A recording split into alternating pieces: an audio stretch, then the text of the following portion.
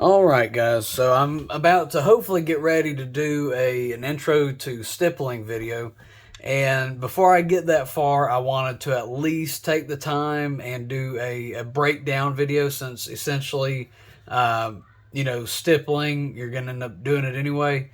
So to start out, as always, make sure there's no ammo in it. Make sure you don't have a mag in it. Go ahead, drop it. And, most people pull the trigger, bring it back a little bit, and then slide it off. All right. Now you have your two main parts. Let's go ahead and start with the slide. You're going to pull the spring off, set it to the side. We're not going to be breaking that down. And then you have the barrel. Can't really break that down unless you want to start getting into the molecular side of things. Go ahead, pull that striker back. It's going to open up that little plastic sleeve. And the two pins that I have right here, this is a 2.5 millimeter. This is a 3 millimeter. These are going to be what you'll essentially use if you have a Gen 4 and under. Well, heck, even if you have a Gen 5, you'll use the 3 millimeter here, 2.5 on that top pin. And then on the Gen 4s and under, you're going to use that same 2.5 on that back pin as well. So, starting out, 2.5 should work on this.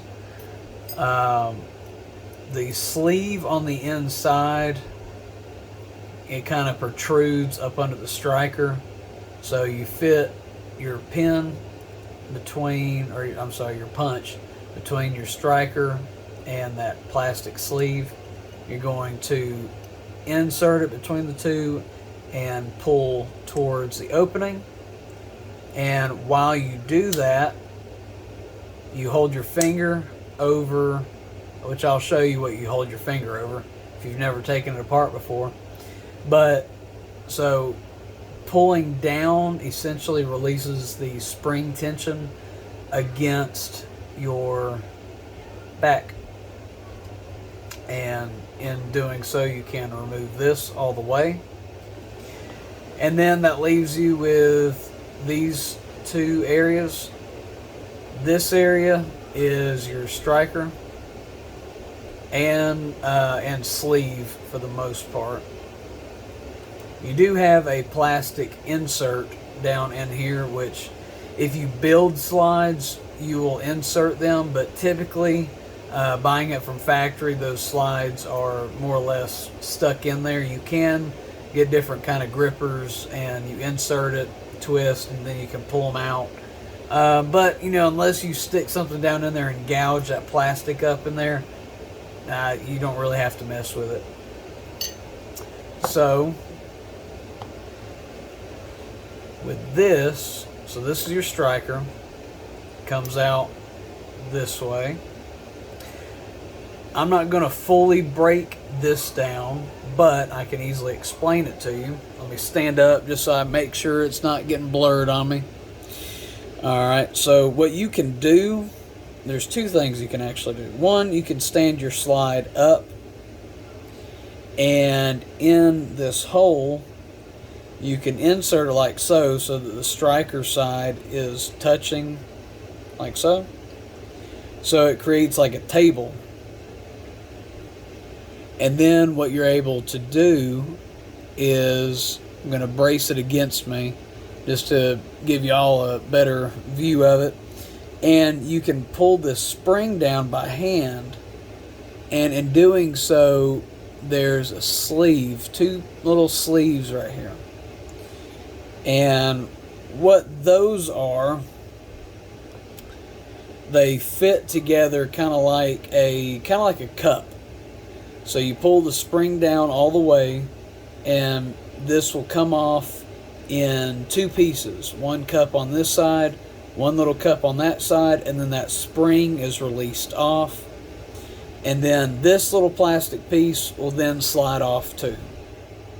So literally, The only thing keeping this spring under tension is this little cap system, and there's an indentation on the firing pin itself that these essentially push against.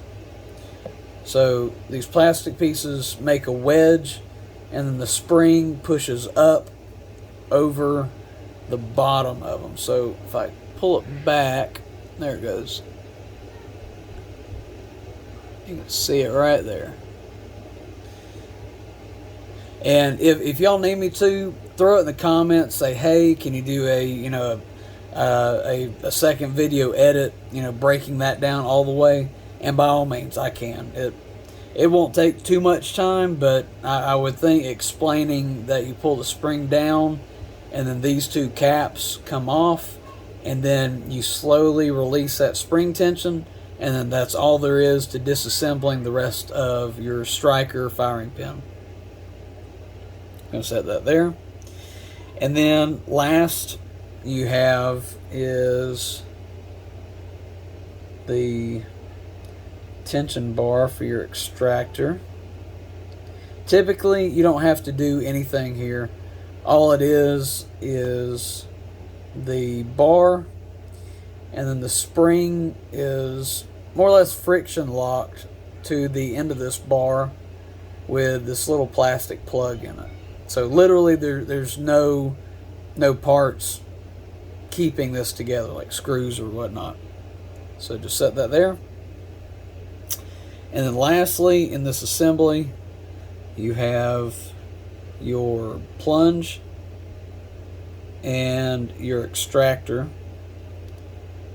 And what you can do is you push your plunge in, which releases the extractor like so.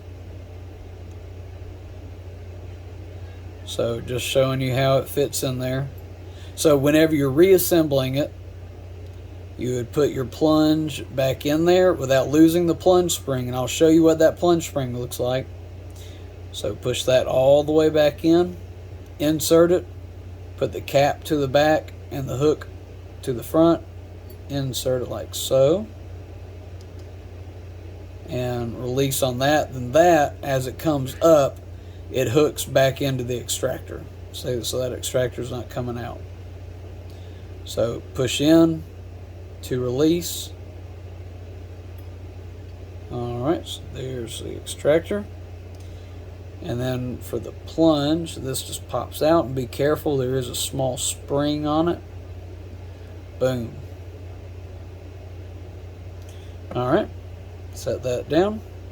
And that is a just about almost fully disassembled slide. Only part, like I said, is that inside sleeve, and of course your sights. Alright, so with the slide out of the way, we're going to get down to the lower. Like I said, 2.5 millimeter for the small ones, and then 3 millimeter for that large pin. The small pin is basically more or less just your tension bar for your magazine catch here. So we're going to do this, and you can prop it up. So I just have this, kind of get it in between a space. And then it pops out on the back side. The back side's easier because all it is just keeping that rear housing in. And so when you slide it through, there's nothing that's going to really bounce at you. Alright, so here's that top pin. And then you probably can't see it, but there's a little tiny tension spring. And that little tension spring is what makes or allows your magazine catch to work overall. It does pivot on the main pin, which your main pin, it goes through your magazine catch lever first, and then through your trigger, and then other side. So you can see it here. Let me stand back up. Alright, so it goes in. So if you were to insert it in now, you would have to put your magazine catch lever in and then work your trigger. And then once these two are aligned, you can push it all the way through and it sets. So let me go ahead and grab this 3mm.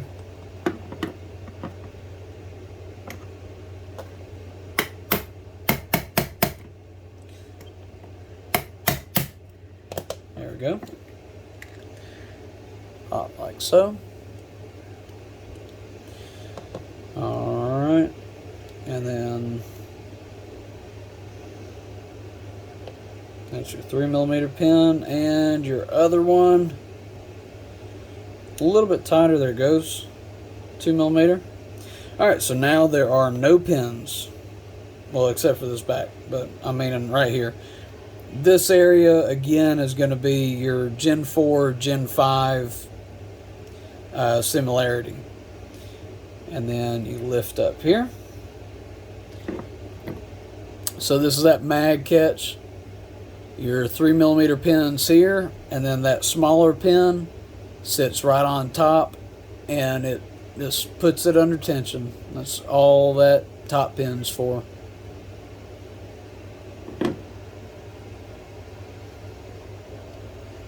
And then last but not least, you can pull this pin out. It's a little bit more stuck what I thought it was. So just use that punch, push it all the way through. There it is. And then from there, now there's no pins. You just lift that puppy out. Got to kind of finagle.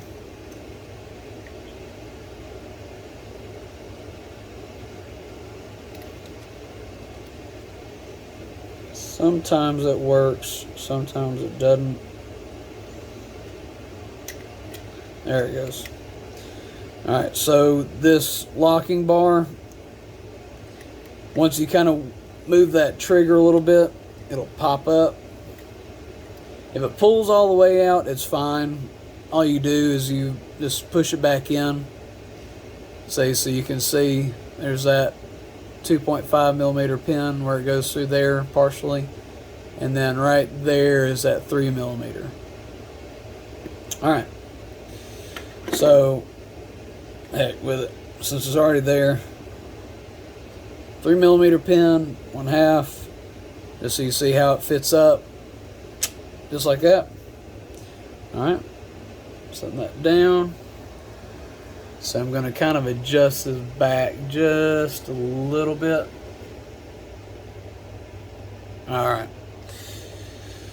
Alright, and then last but not least, for the lower, if you want to get that magazine catch, or the magazine release button, I'm sorry. This tool, it helps. It's I don't know what the scientific name for it is, but it is a Glock magazine spring release tool. Don't quote me on it because I've had this for 7-8 years now. But let me see if I can get it to focus. Alright, so you kind of use it like so. It's basically this action. So there's your mag. You put the tool up in here. And let me see if I can use it as a pointer. So this is your magazine spring, just a single thin piece. Alright, and then just to the right is a little opening. So basically what you do with this tool is you can scoop up under the pin and you can push it through, and then it pops it out of this little hole. So literally you move it about a centimeter to the, if it's stock and you're looking at it this way, move it a centimeter back, so towards the right side.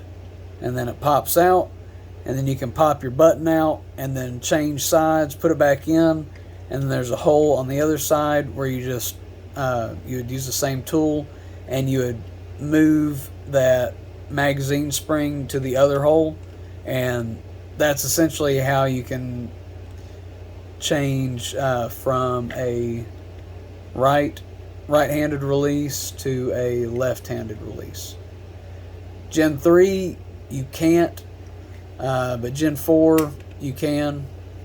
Cool feature, but just for stippling, I like to have that button in just so I know I'm not accidentally over melting or accidentally messing up the opening there. Just my preference. A lot of people want to remove it, but to each his own. All right, so that concludes the Glock disassembly. I can do a reassembly a little bit later, but I guess lastly, if you're wanting, especially if you're wanting to do trigger swap out on Gen 4 and under, it's going to be about like this. And so what you're going to do is you're going to rotate out. Okay, so once this bar exits from up under this connector, that little bump right there, see it? You're going to twist it down and out. And then from there, you just have that spring. And you want to remember the orientation. See how that spring, it hooks through towards the trigger itself. And then on this side, it hooks away from the trigger. So bottom hooks away from the trigger, top it hooks towards the trigger. If you swap it and you turn it around, then over time, as you use the trigger, it'll end up disassembling, and then you have to break it down all the way just to fix that spring the right way. Apologize for that phone call back there. I believe my wife accidentally left her phone in here. And so once you get that spring reattached, you reinsert it, kind of like so. Reinsert, and then see how it's a cross. You put the right side of this cross into that little hole, and as you rotate it, see, it goes back in there and then back under the connector, like so. And that's your, there it goes.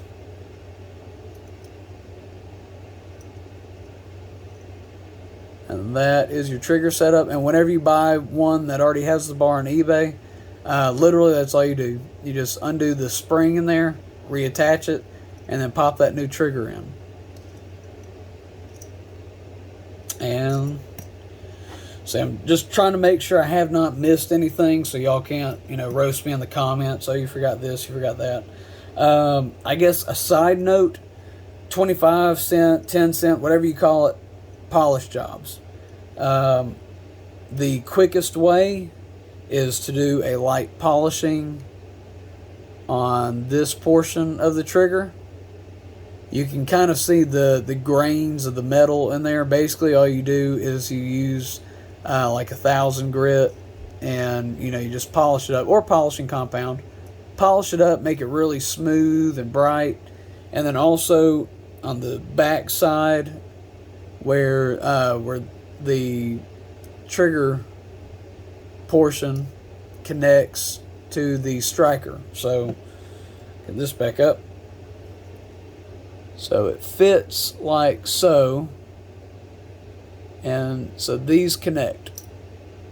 That right there pushes on the trigger, or I'm sorry, the striker that way. It pushes and then slides down. And when it slides down, that's when the striker's released and the firing pin goes forward. So with that said, you want to polish right there. and then polish right there. That's going to be your quickest area. And then if you want, you can polish the ends of this connector. I've never done that because, you know, both of these areas where they connect, it's smooth already. So your two rough areas is going to be where the striker connects and where the trigger bar connects with your plunger. So other than that, guys, you know, if you like this kind of content, I've said it in a few videos, you know, just so I'm not saying, hey, you know, come support me, throw money my way. Guys, all I need is a like and subscribe, and that right there is enough to kind of keep me going the route that I'm trying to take. So like I said, like, subscribe. If you like this content, you know, throw it down in the comments. Let me know what else you're looking for, and I can try and provide it the best I can. All right, thank you guys. And there's going to be a part 2 to the reassembly. Just be on the lookout for that as well.